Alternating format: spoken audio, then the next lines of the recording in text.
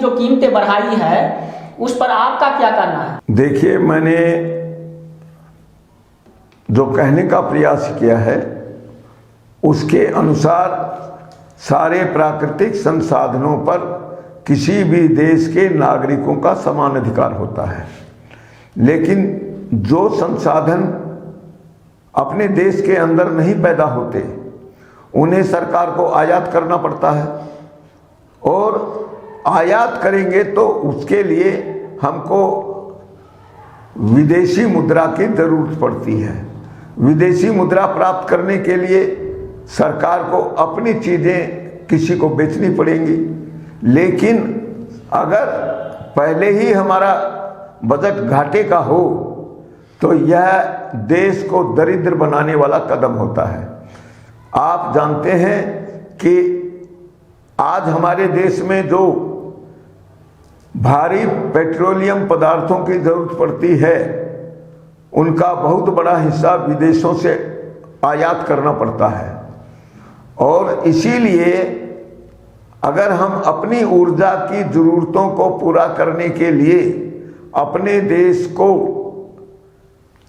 आत्मनिर्भर बनाना चाहते हैं तो हमें अपने देश में डीजल, पेट्रोलियम आदि पदार्थों की खपत को घटाना पड़ेगा, और खपत को घटाने के लिए पेट्रोलियम पदार्थों को महंगा करना पड़ेगा।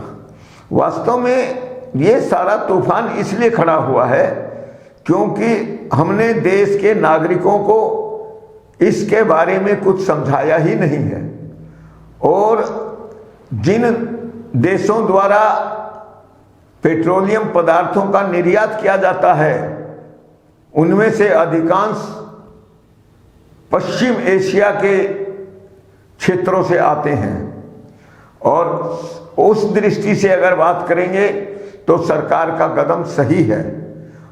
और आप यह भी समझ सकते हैं कि वास्तव में डीजल, पेट्रोल या दूसरे अधिकांश पेट्रोलियम पदार्थों की खपत गरीब लोगों को बहुत कम होती है। उसका अधिकांश हिस्सा तो बड़े बड़े लोगों को उन्हीं के उपयोग में आता है, जिसके घर में कई कई गाड़ियां हैं, जिनका काम धंधे पेट्रोलियम के पदार्थों से चलते हैं। उन लोगों ने सरकार के ऊपर दबाव बनाकर देश की आम जनता को मोहरा बनाकर समाज को गुमराह करने का प्रयास किया है। मेरी समझ में सरकार को ऊर्जा के क्षेत्र में भारत को आत्मनिर्भर बनाना चाहिए, और आप जानते हैं कि देश में सौर ऊर्जा की कोई कमी नहीं है। राजस्थान का जैसलमेर क्षेत्र विशाल रेगिस्तान है जहां गर्मी बहुत होती है, और सौर ऊर्जा का विकास करके दूसरे साधनों से बिजली का विकास करके बैटरी वाले जो उपकरण हैं उनका निर्माण करके भारत न केवल ऊर्जा की अपनी जरूरतों के मामले में आत्मनिर्भर हो सकता है, बल्कि विदेशों को उन उपकरणों की बिक्री के द्वारा अपने निर्यात को बढ़ा सकता है, अपनी समृद्धि को बढ़ा सकता है। इसलिए मैं यही कहूँगा कि लोगों को गंभीरता से सोचने की आदत डालनी चाहिए, और जो व्यर्थ में राजनैतिक तूफान खड़े किए जाते हैं जिसमें विदेशी लोगों का भी हाथ होता है, उनसे अपने को दिग्भ्रमित नहीं होना चाहिए। इसलिए मैं सरकार द्वारा डीजल, पेट्रोल की भावों में वृद्धि को राष्ट्रहित की दृष्टि से गलत नहीं मानता, और जो बहुत कमज़ोर लोग हैं उन्हें भी इससे कोई खराब असर पड़ने वाला नहीं है, लेकिन बड़ी बड़ी गाड़ियां रखने वाले, मौज मस्ती करने वाले उन लोगों की जेब पर असर पड़ेगा, और उनके पास तो बेशुमार है, इसलिए संपूर्ण राष्ट्रहित पर कोई गलत असर नहीं पड़ेगा। सर, देश में अभी किसान आंदोलन सरकार के खिलाफ में चरम सीमा पर है।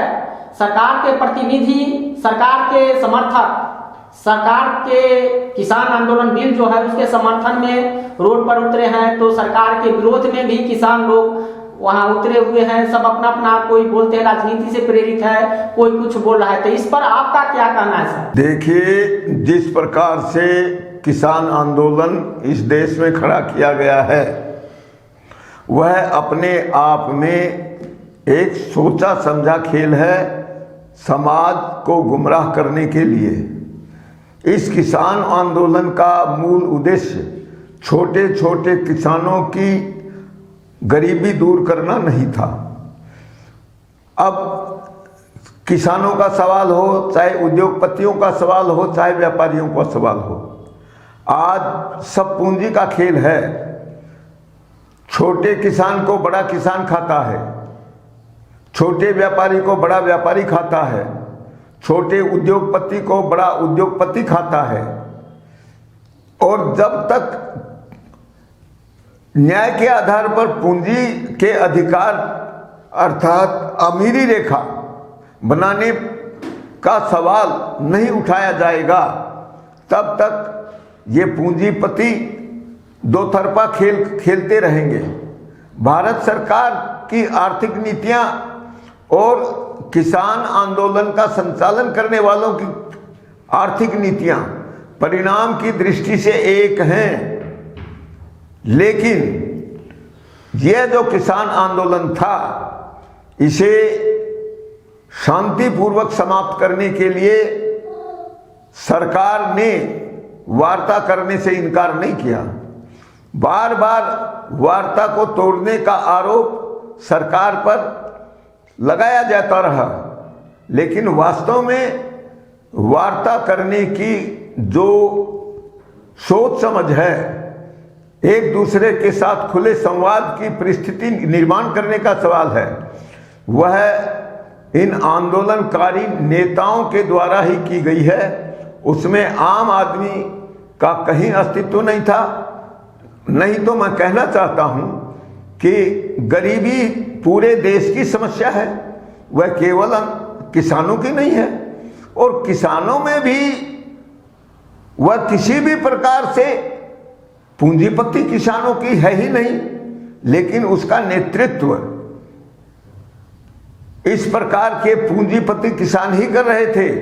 और किसान ही नहीं कर रहे थे, बल्कि भारत को शक्तिशाली बनने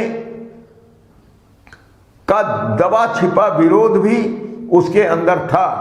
अर्थात इस आंदोलन में विदेशी शक्तियां इसलिए शामिल हुई थी ताकि भारत मजबूत न हो सके, और इसके अलावा देश में कोई न कोई विध्वंस करने वाली शक्तियां भी अपने अपने स्वार्थों के कारण उसमें शामिल हो गई थी।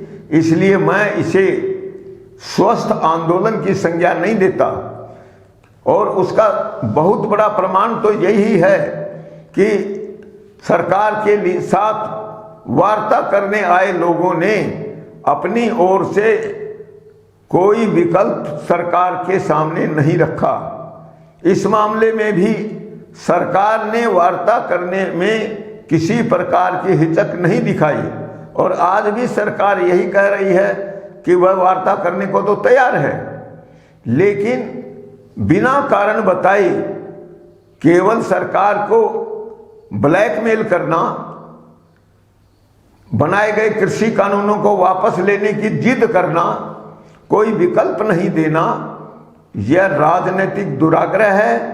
और मैं इस प्रकार की स्थिति को लोकतंत्र का हिस्सा नहीं, मैं तो षड्यंत्र का हिस्सा मानूंगा।